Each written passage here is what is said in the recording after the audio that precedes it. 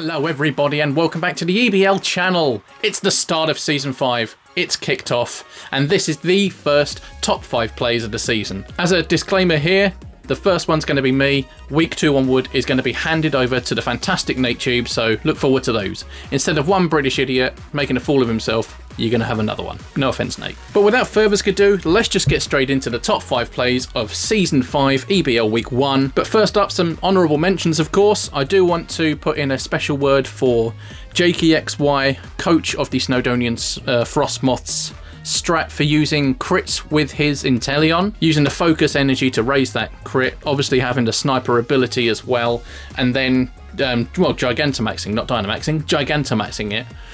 And getting, I think there's a couple of crits in. Either way, it was a fantastic idea, so that's the first one. Whilst preparing for this battle, I don't really have much of a plan for its Lugia. I knew it's a massive problem, however, I didn't really plan all too much for it. So, at this point, I'm more or less going to get a crit when I attack. We'll see how that plays out, you'll see in a second. But Humberto was scared, obviously. And he goes out into the Leafeon, which I was very, very happy with. So we get the free focus energy off, that's for sure. But I don't know if an Ice Beam would have knocked this Leafeon out. It would have probably if I got a crit, but I was not taking any chances, so I decided to go for the Gigantamax. The other one I want to mention is the Doorman, coach of Texas Tyranitar, and his choice of having Flamethrower on his Snorlax, so when it was Gigantamaxed, I'm sure it was Gigantamaxed, having the Max Flare to take out that Kartana. It was also noted that I think he had Heat Wave on a Veltal for that, but I think having Flamethrower on the Snorlax sort of threw Maxis for a loop, and it helped him out. It's a shiny Kartana. I am so sorry, buddy. I'm so sorry. Like, I'm pretty sure I got more than enough HP to live one hit. And then my secret weapon, Flamethrower! Bye-bye!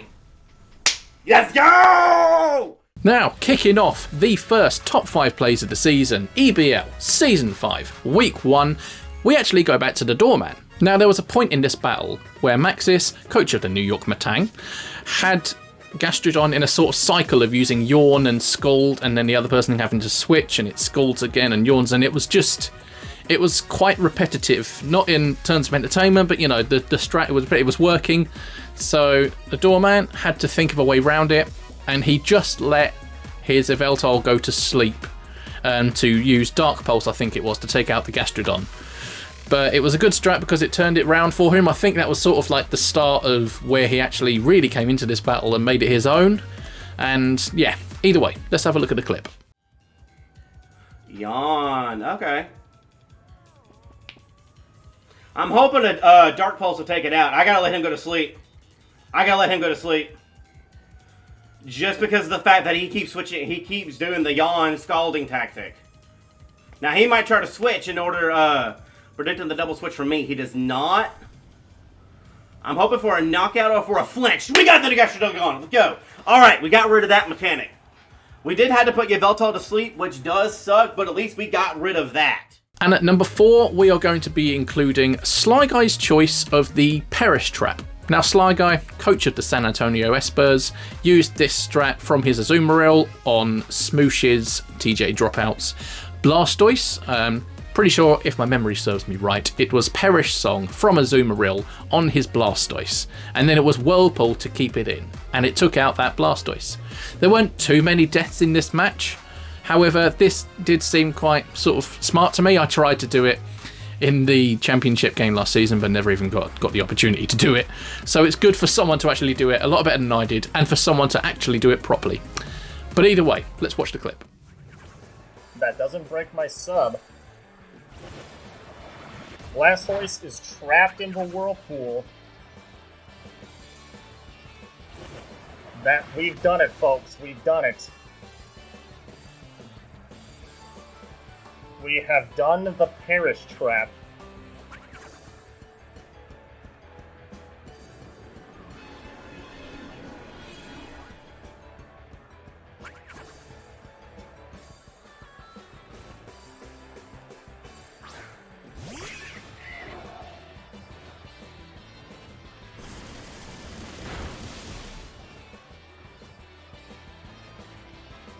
Alright, we got a Perish Trap kill.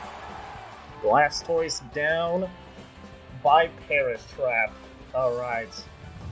And at number 3, we are going to have Lionheart Plays, coach of the Fort Sill Warriors, and his choice to counter something that we're going to talk about in the top 2. He was up against Jakey XY and the Snowdonian Frostmoths, and basically, Frostmoth itself came out first. Now, it used 2 Quiver Dances, again, we'll go into that in more detail later, so Lionheart Plays had to think of a way to try and slow this thing down, because I think it was a bit unexpected. He had Cotton Spore on the Whimsicott, but he knew that this was basically going to sack off Whimsicott because one Ice Beam from the Frostmoth, from Snowdonian Frostmoths, was going to take it down. But he sort of had no choice. If he didn't do that, it would have been a lot more ruthless. But either way, his choice to use the Cotton Spore, get that speed right back down again to normal, was a very good choice, and I've thoroughly liked it. Either way, let's watch it. Problem here is that this thing is faster, so we're going to have to take care of that.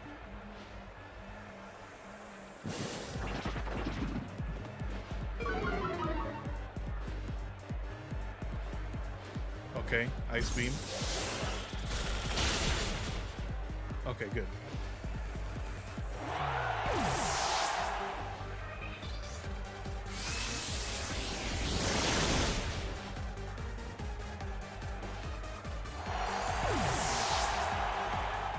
And at number 2, we will actually talk about what I just spoke about, and Jakey XY, coach of the Snowdonians, Frostmoths, Frostmoth.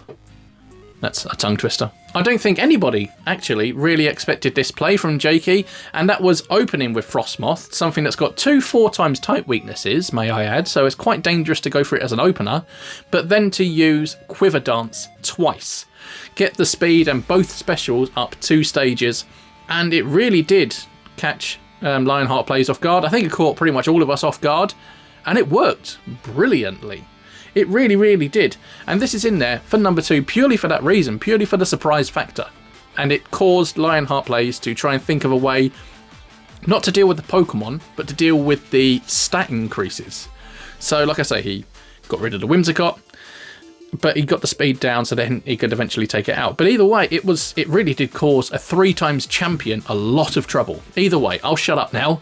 Let's watch the clip again. He was quite taken aback by the fact that I brought the Frostmoth and I didn't bring, say, the Mimikyu or so. As you can see, I got 1 Quiver Dance up and I decided to go for another one because maybe a bit greedy, but hey, I knew that finish it off with 1 more Giga Drain, as you can see now. And at this point, I'm feeling pretty confident with this play. You know, I'm played by Humberto because my speed was especially high, and if he brought out the Lugia, it could have done some damage. So now my speed is dropped back to normal. It's my normal. And at number 1, we have my personal pick for an outside shot at the championship, and that is Lonely Hermit, coach of the LA Inferno. Now, Lonely Hermit was taking on Nate Tube, coach of the Walton Wingulls, and Nate actually decided to go for a Trick Room, which is a very smart play, and I think that's absolutely fantastic, and it was the correct choice. However, what he didn't know is that Lonely Hermit had pretty much done his homework, and to counter the Trick Room, Lonely Hermit brought his own Trick Room. This cancelled it out, put the dimensions back to normal, and basically Nate's slower Pokemon weren't going to go first. Now, Nate did have Trick Room again later on, but for some reason he didn't go for it, which is okay, if that's how you want to play. But either way, Lonely Hermit's Runerigus having Trick Room and reversing that Trick Room effect not just changed a moment in the battle, but I'm pretty sure it was a pivotal moment in the battle, even though it was only about a minute in.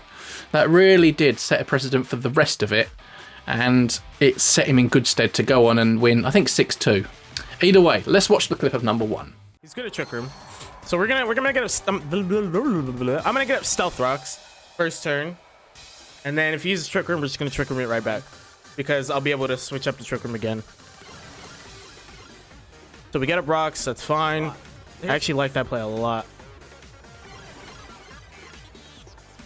I actually do like that play a lot. I should have taunted. It's fine. We'll taunt. We'll let him go down. There we go. So we taunt the Malamar. We'll see if he tries Trick Room again. Yeah. Okay. At some point. What move is he going to use, though? Oh, he's Trick Rooming again. He knew what I was doing. No! You bugger. You actual bugger. I'm going to have to Trick Room again. I was literally on damage calculator before we started recording. He's going to taunt me as well, so I can't use it again. Oh, you caught me off guard there. You know my team is slow. This might have just messed up the whole match. Thank you for watching this video, guys. Like I say, NateTube himself is actually going to be taking this series on. Do subscribe to the EBL channel. Do go and watch all the battles. Me and LA Inferno are going to be battling tomorrow, or, you know, week 2, whenever you want to watch this and go out. If you want to see two fantastic competitors going at it on the Pokemon battlefield, then go and watch it. Go and watch all 8 battles that will be out for the next 4 weeks now. Subscribe to this channel. We've got the top 5 fails, we've got the top 5 plays, we've got the power rankings, we've got the weekly roundups. There's so much going on. There's so much for you to enjoy. Go subscribe to them all. Go watch them all. Fully recommend it. But as for me, I'm done. See you later.